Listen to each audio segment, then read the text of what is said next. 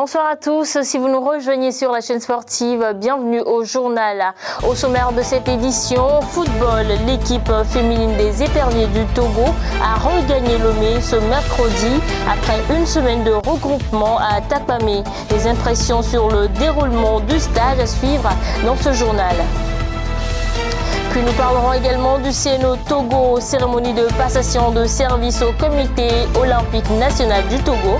Le nouveau président Akpaki Deladem a reçu des mains de l'ancienne équipe le témoin d'une cérémonie qui marque le début effectif d'un mandat plein de défis pour le nouveau président.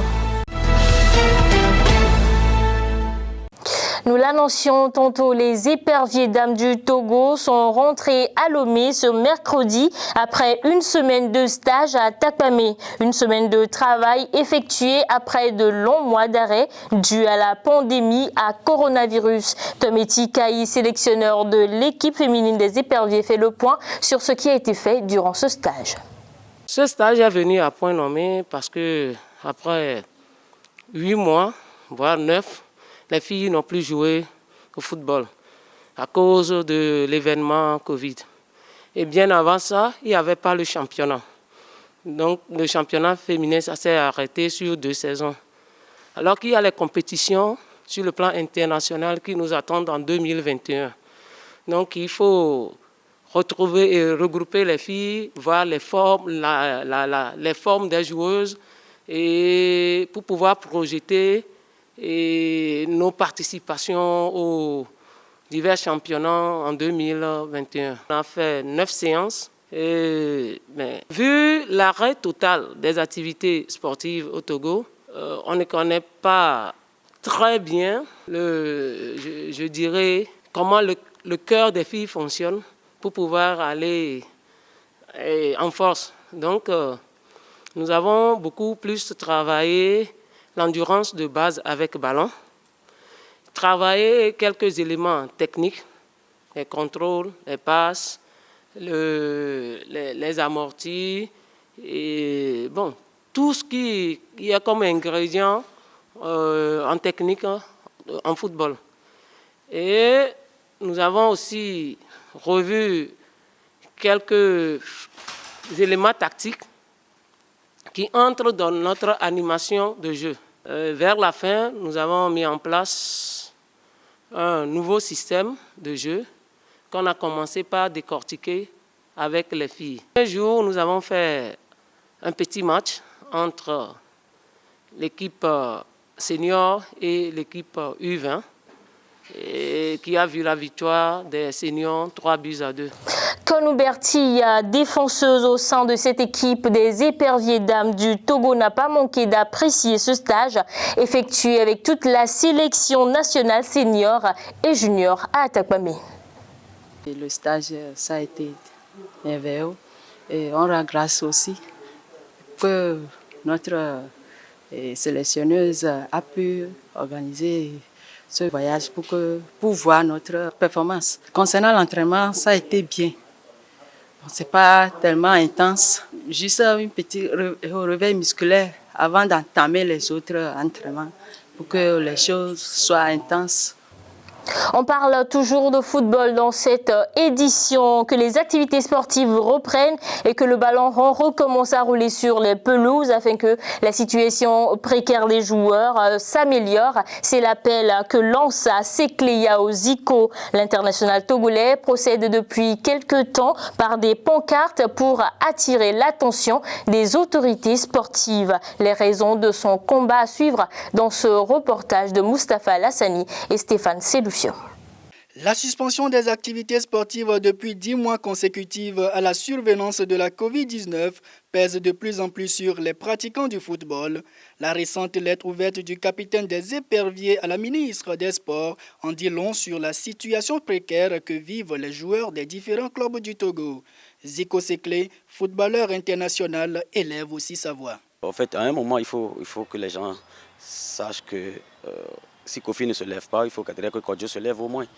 Parce que ce qui se passe aujourd'hui en notre milieu de football, c'est un peu délicat par rapport à ces 10 mois passés à la maison où il n'y a même pas d'accompagnement et on ne sait pas quand est-ce que ça va reprendre.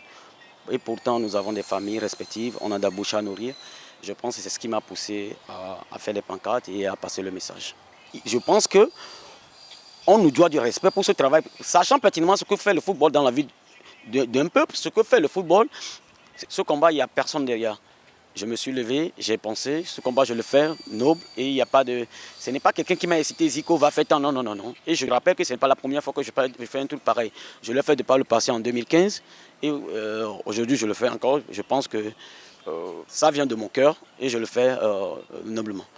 Pour l'ex-joueur de Ange de Notien, Agaza de Lomé et Maranatha de Fiokbo, il urge que les autorités en charge des sports et du football en particulier prennent les taureaux par les cornes et décident de la reprise des activités.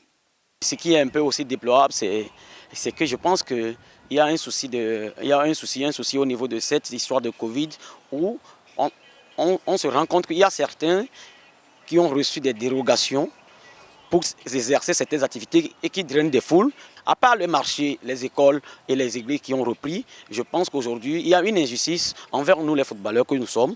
Il y a vraiment une injustice et que ce message-là, je pense que ça ira au premier responsable du Covid et à Madame la ministre, ainsi que le président de la Fédération togolaise de football, pour qu'ils puissent ensemble trouver vite une solution pour que tout le monde retrouve ses activités, que les footballeurs retrouvent le stade.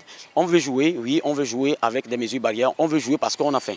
Ventre affamé n'ayant point d'oreille, Zico Sekle espère avoir été entendu par des oreilles averties afin que le ballon roule sur les terrains du Togo. Pour information, le second stage des éperviers Après-midi du Togo a pris fin ce mercredi avec un match amical disputé cet après-midi contre le Wafa Club du Ghana. La rencontre s'est soldée par un score de 1-0 en faveur des éperviers du Togo sur un penalty transformé à la 8e minute par Tchakei Marouf. On poursuit toujours cette édition avec le sport, cérémonie de passation de charge au niveau du Comité national olympique du Togo. Un peu plus d'une semaine après l'élection d'un nouveau bureau à la tête de l'institution mère des fédérations au Togo, le nouvel exécutif a officiellement pris fonction ce jour au cours d'une cérémonie de passation de service. En présence du représentant du ministère en charge des sports, le premier vice-président sortant, Emmanuel Ramanou, a donc passé le témoin au nouveau président élu Akmaki Deladem. Réaction du nouveau président élu à la fin de la cérémonie. Vous allez le suivre. Il parle également de ses objectifs pour les Jeux olympiques prochains. C'est une grande charge, une lourde responsabilité et nous devons nous mettre au travail sans attendre. Vous avez bien pu le noter dans l'adresse de Madame le ministre. Donc la tâche est grande, le travail est là. Nous devons nous tous nous y mettre en nous tenant la main pour le bien-être de nos athlètes. Les priorités, c'est d'abord la refonte des tests, la préparation aux Jeux olympiques. Il y avait un programme qui a été mis en place par l'ancien bureau. Donc nous continuons dans ce sens et la direction sportive est déjà à pied d'œuvre pour que nos athlètes puissent nous représenter dans les meilleures conditions. En nous engageant pour les Jeux olympiques, c'est de ramener des médailles. Donc l'objectif n'a pas changé et donc nous allons poursuivre déjà tout le bon travail qui a été entrepris jusqu'à présent. Nous allons poursuivre dans ce sens. Cette information pour clôturer ce journal, le docteur Lydie Bessi-Camon, ministre des Sports et des Loisirs, a reçu ce 28 décembre 2020 une délégation de la Fédération togolaise de lutte. De retour de la Côte d'Ivoire où elle a participé à une compétition et à un stage d'acclimatation. L'équipe togolaise est revenue avec 8 médailles, dont 5 en or, 2 en argent et 1 en bronze. C'est la fin de cette édition. Merci de l'avoir suivi. Merci à la réalisation. Bonsoir chez vous.